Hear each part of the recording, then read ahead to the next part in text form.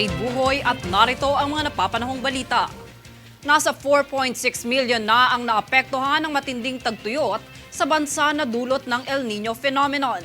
Ito ay ayon sa datos ng Department of Social Welfare and Development o DSWD.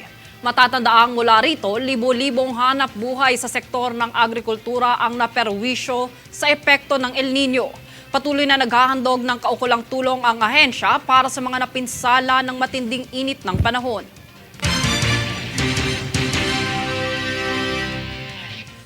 Pagpapalago ng produksyon, isa yan sa mga layunin na kamit ng magsasaka sa Isabela matapos tulungan ng Department of Agriculture sa kabila ng mango dumping.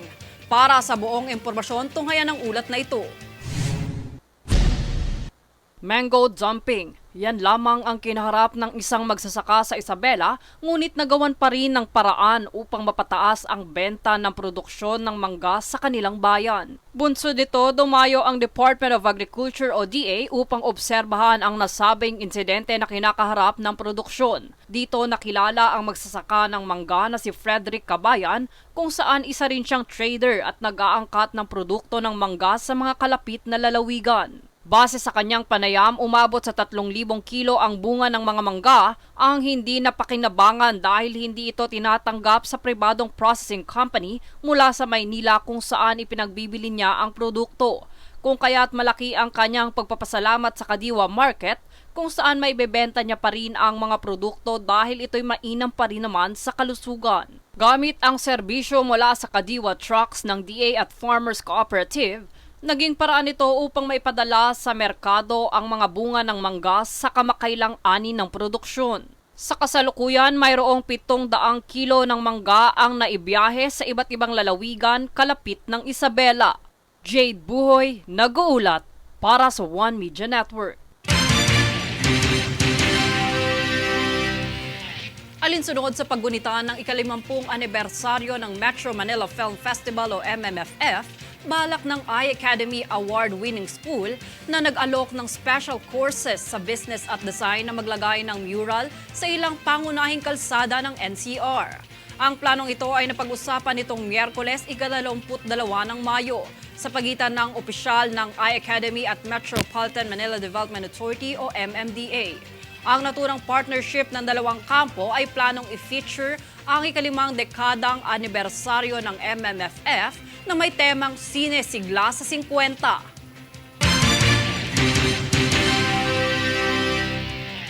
Kami ang boses ng pagbabago.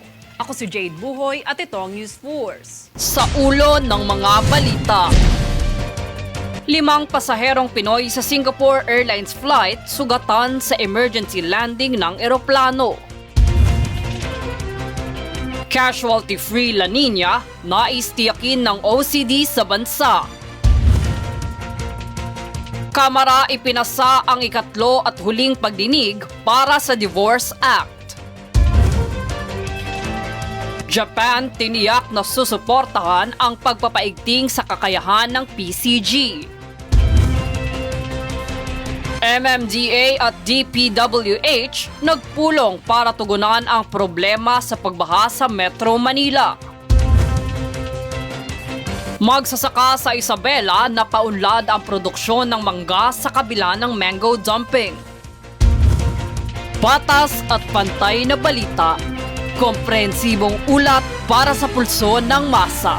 Ito ang News Force.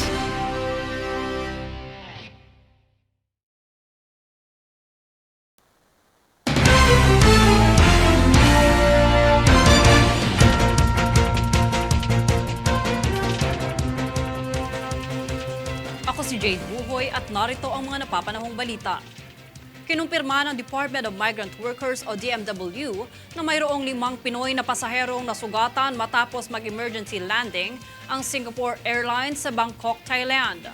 Ito ay dahil umano sa pagtama ng matinding turbulence sa eroplano. Dinala sa iba't ibang pagamutan sa Bangkok ang mga Pinoy na nasugatan upang sumailalim sa serbisyong medikal. Sinabi naman ng DMW na nasa maayos na kalagayan na ang 5 Filipino, kabilang ang sanggol na nagtamo rin ng sugat. Samantala, mahigpit naman inoobserbahan ng mga doktor ang kalagayan ng isang Pinoy na nagtamo ng bali sa liig. Bagamat stable ang lagay ay tinuturing sensitibo ang tinamong sugat.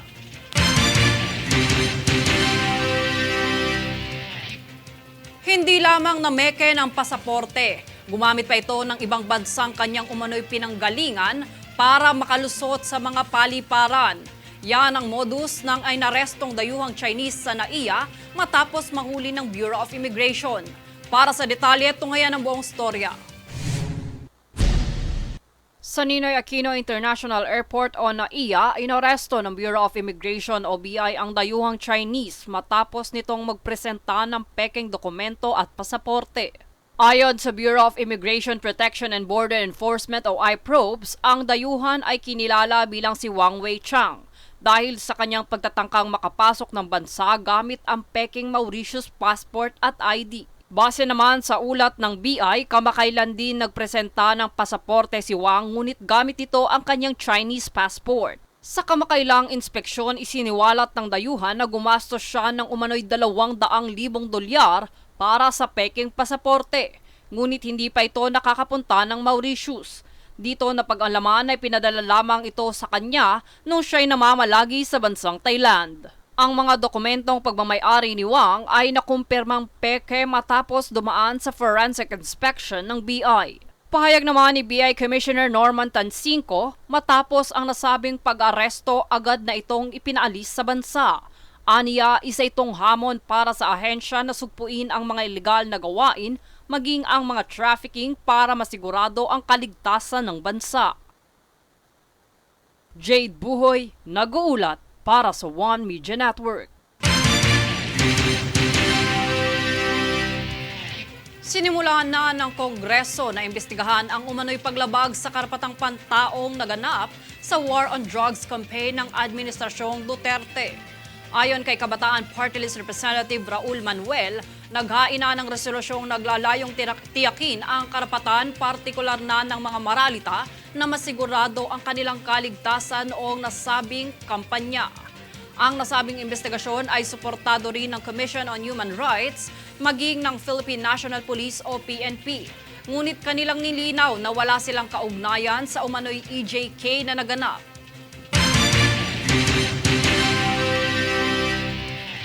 Kami ang boses ng pagbabago. Ako si Jade Buhoy at itong News Force. Sa ulo ng mga balita. 5 pasaherong Pinoy sa Singapore Airlines flight sugatan sa emergency landing ng eroplano. Casualty-free La Nina, nais tiyakin ng OCD sa bansa. Kamara ipinasa ang ikatlo at huling pagdinig para sa Divorce Act. Japan tiniyak na susuportahan ang pagpapaigting sa kakayahan ng PCG. MMDA at DPWH nagpulong para tugunan ang problema sa pagbaha sa Metro Manila. Magsasaka sa Isabela na paunlad ang produksyon ng mangga sa kabila ng mango dumping.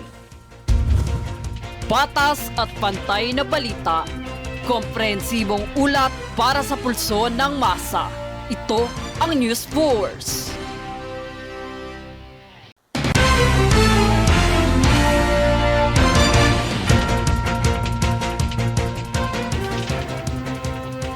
Ako si Jade Buhoy at narito ang mga napapanahong balita.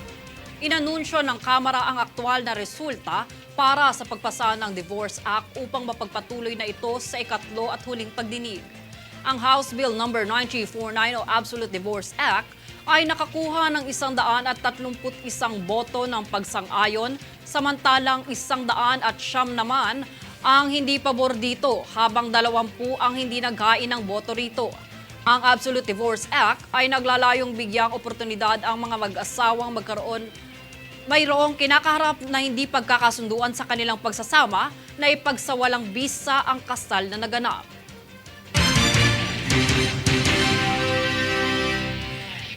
Nagpayag si Department of Tourism o DOT Secretary Cristina Frasco ng talumpati kamakailan sa Asian Institute of Management sa pagtatapos ng ikalawang yugto ng Sustainable Development Training o SDT sa Makati City campus nito. Ito ay alinsunod sa mga programa ng DOT na ipatupad ang pagpapanatili sa mga kasanayan sa turismo. Ang SDT ay isang intensive capacity building initiative na idinisenyo para sa mga pangunahing tagapagpamahala ng turismo sa parehong pambansa at lokal na antas.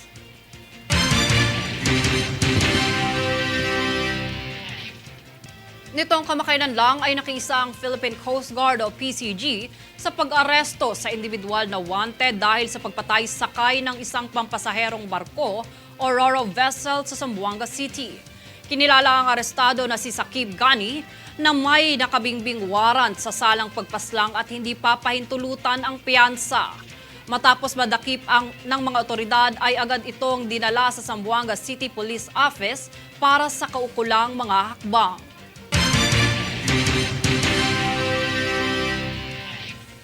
Kami ang boses ng pagbabago. Ako si Jade Buhoy at ito ang News Force. Sa ulo ng mga balita.